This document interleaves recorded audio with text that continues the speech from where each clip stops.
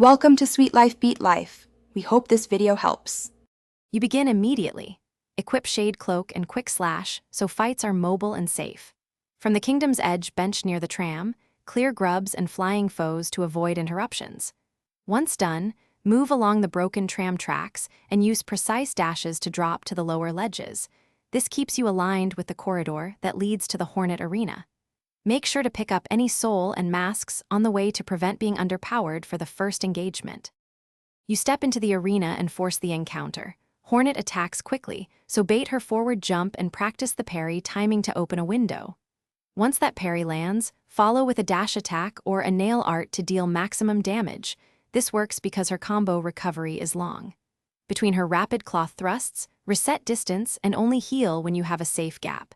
This conserves soul and prevents punishment.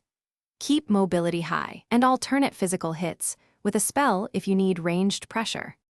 You close the fight by stacking pressure. After 2 or 3 successful parries, commit to a stagger combo and a high-damage nail art to finish Hornet before she recovers. If you repeatedly fail, make sure to return to the bench to upgrade health or test charms on easier enemies. Practice parrying on weaker foes until the timing is natural.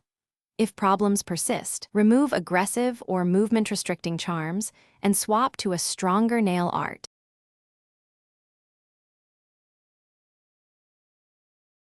Thanks for watching. Consider subscribing if we helped you.